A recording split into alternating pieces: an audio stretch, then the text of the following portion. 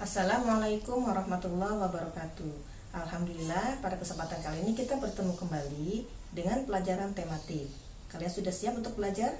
Sebelum kita mulai, kita berdoa terlebih dahulu. Allahumma fa'na bima 'allamtana wa 'allimna ma yanfa'una. Nah, setelah itu kalian siapkan dulu bukunya dan alat tulisnya ya. Buku tema 8 dan juga alat tulisnya. Sudah siap? Jika sudah siap, kita akan mulai pembelajaran dengan subtema 1. Kali ini kita akan belajar pembelajaran 1, 2, dan 3. Ya. Selanjutnya kita akan simak pembelajaran berikut ini. Baiklah anak-anak, kita akan mulai pembelajaran kali ini. Kita akan belajar tema 8, subtema 1. Kita mulai dengan pembelajaran 1. Tujuan pembelajaran pada pembelajaran 1 yaitu: yang pertama, melalui kegiatan mengamati, siswa mampu menyebutkan peristiwa-peristiwa atau tindakan pada teks non-fiksi dengan benar. Kedua, melalui kegiatan melakukan pengamatan, siswa mampu mengidentifikasi manfaat air bagi manusia, hewan, dan tanaman dengan baik. Coba kalian perhatikan dua gambar berikut ini. Fakta-fakta apa sajakah yang ditunjukkan gambar-gambar tersebut? Apakah lingkungan berguna bagi manusia? Apakah keuntungan yang diperoleh manusia jika menjaga lingkungan? Dan apakah akibatnya jika manusia tidak menjaga lingkungan? Gambar sebelah kiri menunjukkan lingkungan yang indah berupa areal persawahan yang subur, sedangkan gambar yang sebelah kanan menunjukkan anak-anak usia SD sedang menanam bibit tanaman. Lingkungan berguna bagi manusia karena lingkungan menyediakan semua kebutuhan hidup manusia. Jika manusia menjaga lingkungan, semua kebutuhan hidup manusia dapat tercukupi. Jika manusia tidak menjaga lingkungan, lingkungan menjadi rusak dan tidak memberikan manfaat, bahkan dapat menimbulkan kerugian dan bencana bagi manusia. Berikutnya, silakan kalian baca teks berikut ini. Demi air bersih, warga Waborobo rela berjalan sejauh 15 km. Warga Kelurahan Waborobo, Kecamatan Beto Ambari, Kota Bau-Bau, Sulawesi Tenggara, sulit mencari air bersih.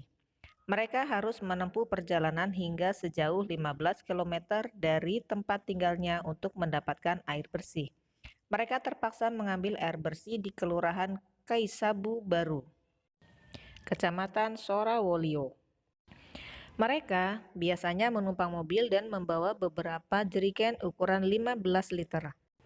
Jerigen itu digunakan untuk menampung air yang mengalir dari aliran sebuah anak sungai di Kelurahan Kaisabu Baru. Letak Kelurahan Waborobo berada di dataran tinggi. Di daerah itu, air tanah sulit didapat. Kalaupun ada, air hanya sedikit. Daerah itu juga belum mendapatkan akses aliran air bersih karena pipa-pipa PDAM belum mencapai ke daerah sana. Warga Kelurahan Waborobo sangat membutuhkan air dan sangat mengharapkan bantuan dari pemerintah daerah untuk keperluan tersebut. Setelah kalian membaca bacaan demi air bersih, warga Waborobo rela berjalan sejauh 15 km. Peristiwa apa yang terdapat pada bacaan? Carilah lalu lengkapi peta pikiran berikut ini. Peta pikiran tersebut terdapat pada halaman 3 di buku siswa tema 8 subtema 1. Air sangat penting bagi kelangsungan hidup manusia dan berbagai kegiatan di bumi.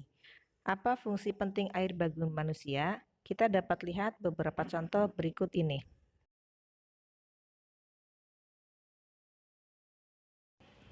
Berikut ini beberapa fungsi air bagi manusia dan kehidupan di bumi. Yang pertama, fungsi air bagi tumbuhan. Air diperlukan oleh tanaman dalam proses fotosintesis.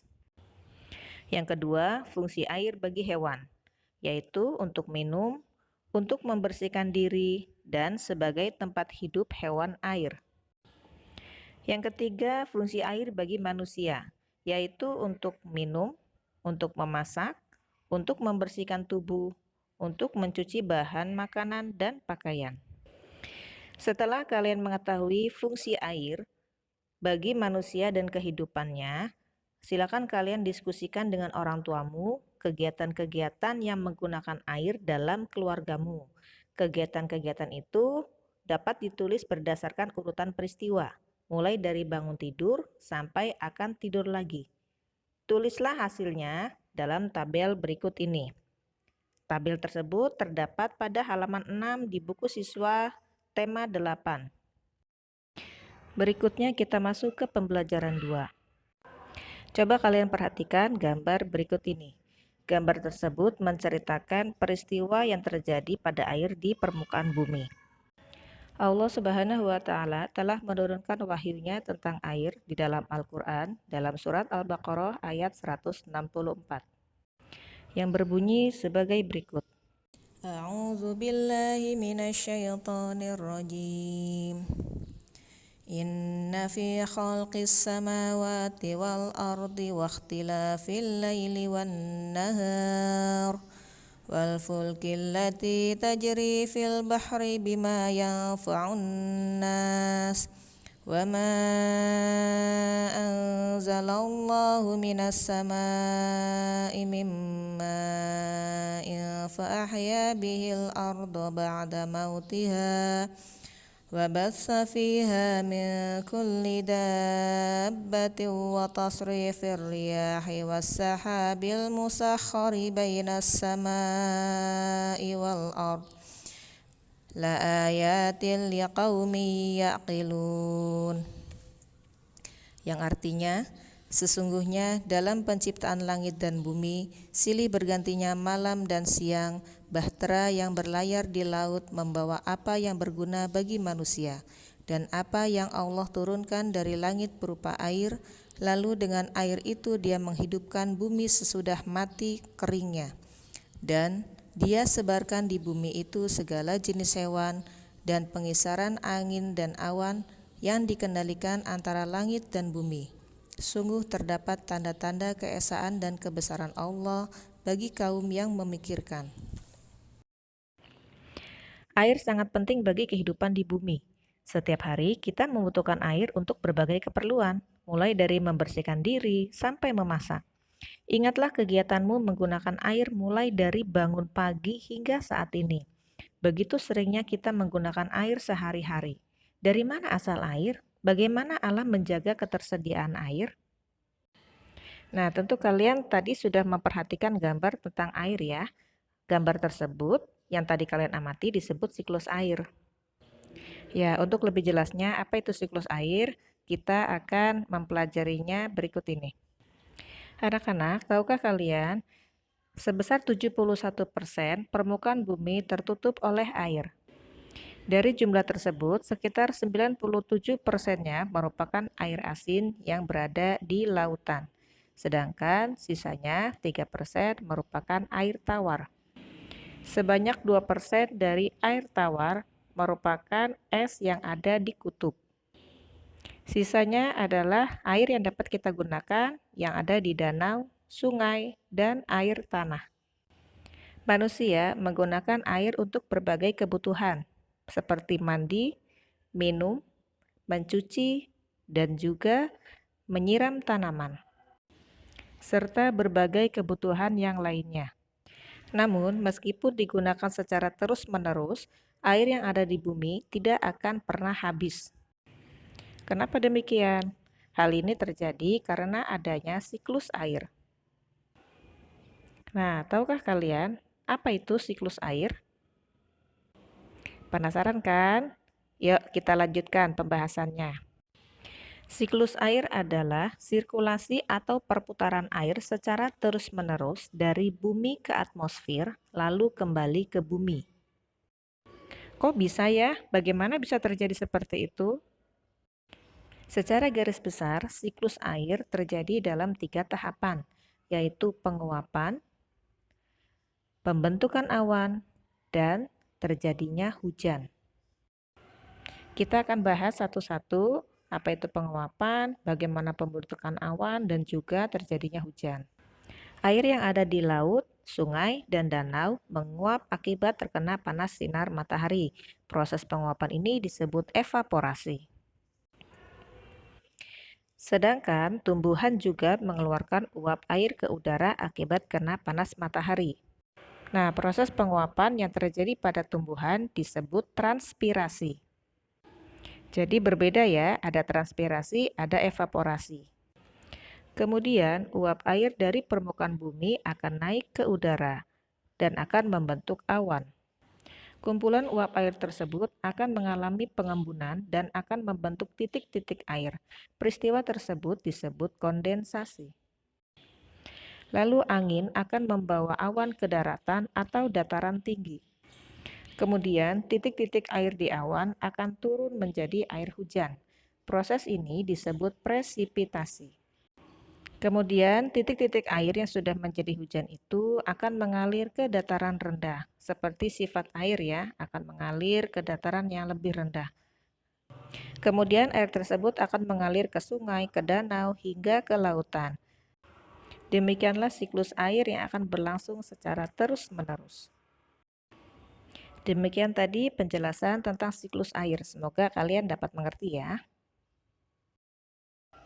Nah, setelah tadi kalian mendengarkan penjelasan tentang siklus air, Ibu minta kalian membuat sebuah gambar bagan sederhana karyamu sendiri yang menjelaskan tentang siklus air. Contohnya bisa seperti ini ya.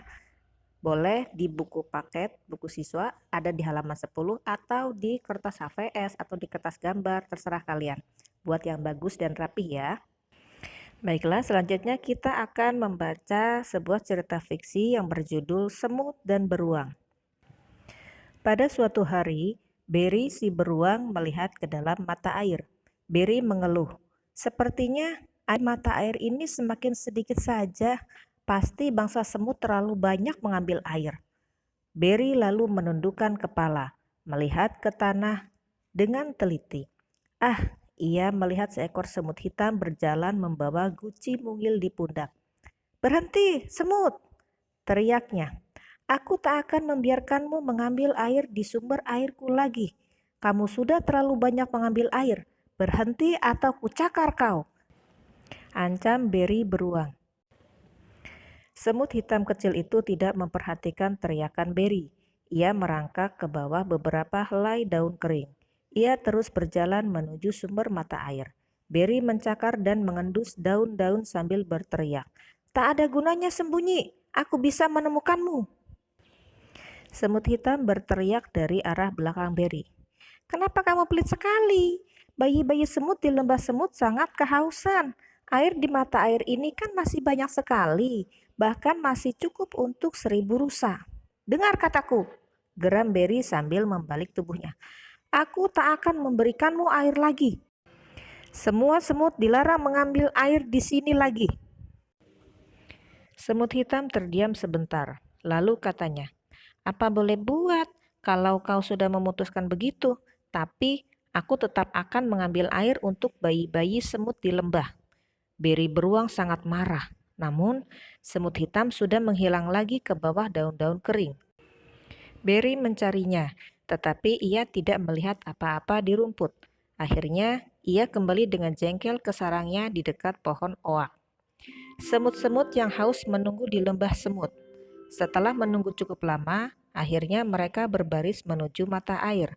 Salah satu semut melihat guci air milik semut hitam yang tergeletak di jalan. "Pasti semut hitam mendapat masalah. Lihatlah, ini gucinya." Tapi dia tidak tampak. Mereka memungut guci itu dan terus berjalan. Saat itu seekor kelinci mengintip dari balik semak. Kelinci itu mengangkat telinganya dan berbisik, "Jangan pergi ke mata air itu. Pulanglah, kalian dalam bahaya. Berry sedang marah. Ia bilang air di mata airnya berkurang. Ia akan mencakar semut-semut yang berani mengambil air dari mata airnya."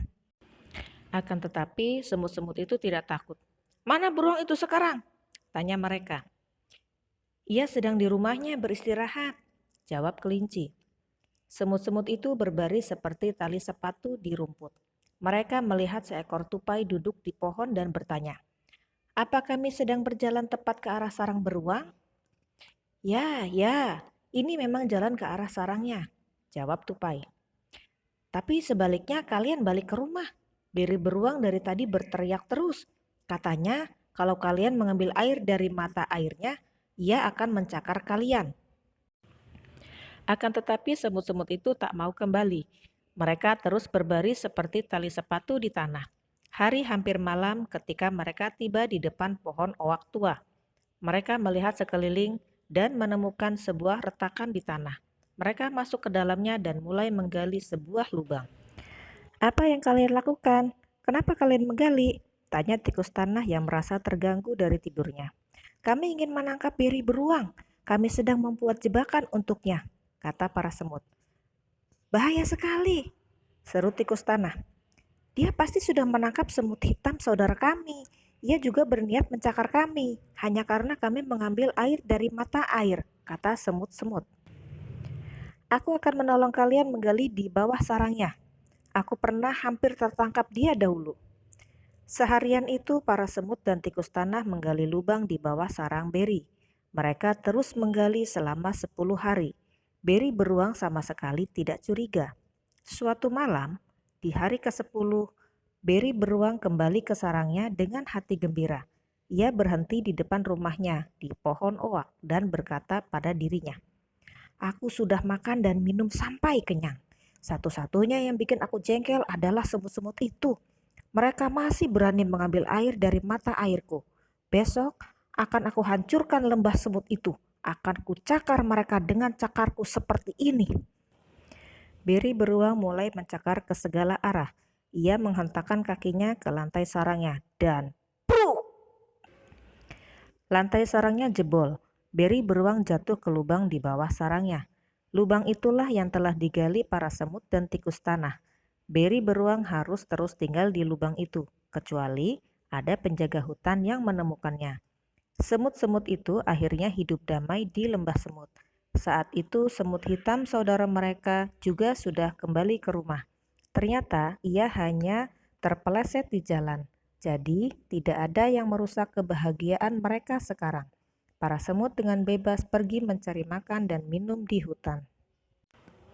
Nah, setelah kalian tadi membaca cerita tentang semut dan beruang, sekarang kalian jelaskan peristiwa apa saja yang terjadi dalam cerita semut dan beruang tersebut dengan bahasamu sendiri ya.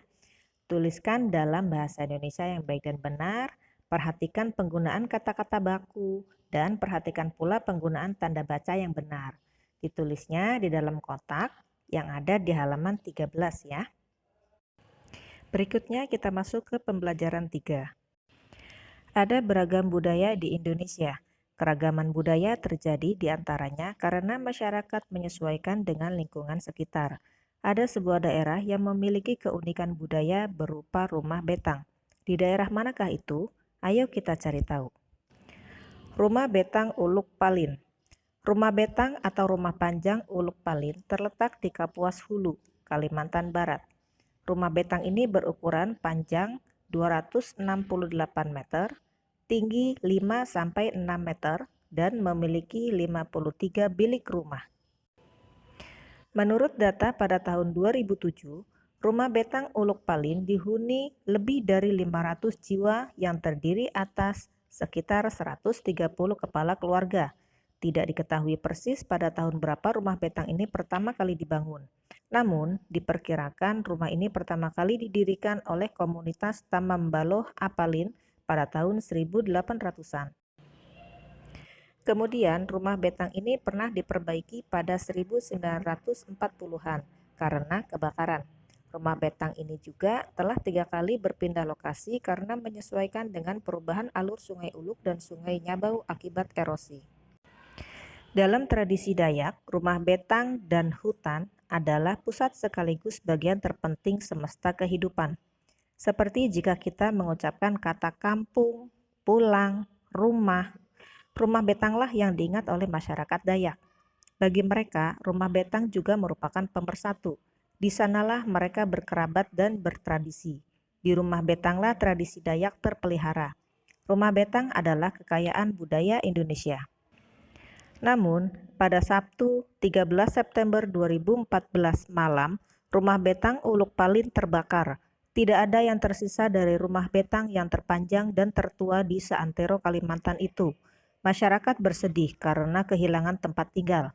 Lebih dari itu, masyarakat Kalimantan bersedih karena rumah betang Uluk Palin merupakan cagar budaya yang sangat penting. Bentuk rumah adat setiap suku bangsa menyesuaikan kondisi lingkungan alam sekitarnya. Rumah adat Kalimantan biasanya berupa rumah panggung untuk menghindari serangan hewan-hewan liar. Bagaimana dengan rumah adat di daerahmu? Nah, untuk mencari tahu tentang rumah adat di daerahmu, kalian boleh bertanya pada orang tua, kakak, atau mencari di internet. Setelah kalian mendapatkan informasinya, silakan kalian tuliskan di dalam kolom berikut ini ya. Kolom tersebut ada di halaman 17. Keragaman budaya bangsa di wilayah Indonesia. Kekayaan budaya Indonesia karena berbagai suku bangsa yang ada. Kekayaan itu beragam bentuknya. Beberapa di antaranya berbentuk bahasa daerah, rumah adat, pakaian adat, dan kesenian daerah berupa tari-tarian, alat musik, lagu-lagu, dan upacara adat. Semua budaya tersebut menjadi ciri khas tiap-tiap daerah. Berikut contoh budaya daerah di Indonesia. Yang pertama, bahasa daerah. Setiap suku bangsa dalam berkomunikasi menggunakan bahasa daerah setempat. Dengan demikian, keragaman suku menghasilkan bahasa yang beragam. Perhatikan contoh keragaman kata akibat keragaman bahasa daerah berikut. Perhatikan contoh katanya. Dalam bahasa Indonesia, saya. Sedangkan dalam bahasa Jawa, aku atau kula. Dalam bahasa Sunda, abdi. Dalam bahasa Batak, ahu. Dan dalam bahasa Papua, sa. Contoh yang kedua, dalam bahasa Indonesia rumah, sedangkan dalam bahasa Jawa omah, bahasa Sunda imah, dalam bahasa Batak bagas, dan bahasa Papua rumah. Kedua, rumah adat. Hampir setiap suku bangsa mempunyai bentuk rumah sebagai tempat tinggalnya yang berbeda-beda. Bangunan rumah setiap suku bangsa disesuaikan dengan kondisi alam. Nama rumah adat setiap daerah pun berbeda. Berikut nama beberapa rumah adat dari berbagai daerah di Indonesia.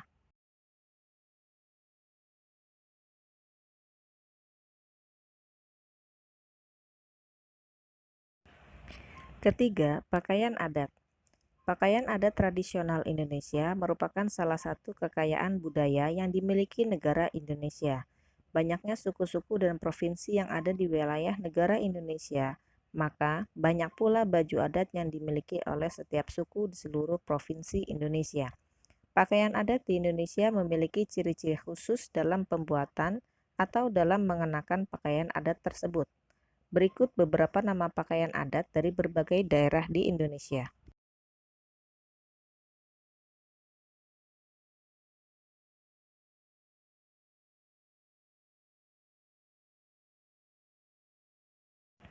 Keempat, kesenian daerah. Kesenian daerah di wilayah Indonesia sangat beragam. Setiap suku bangsa memiliki kesenian khas, terdiri atas tari-tarian dan lagu daerah. Berikut beberapa nama tari dari berbagai daerah di Indonesia.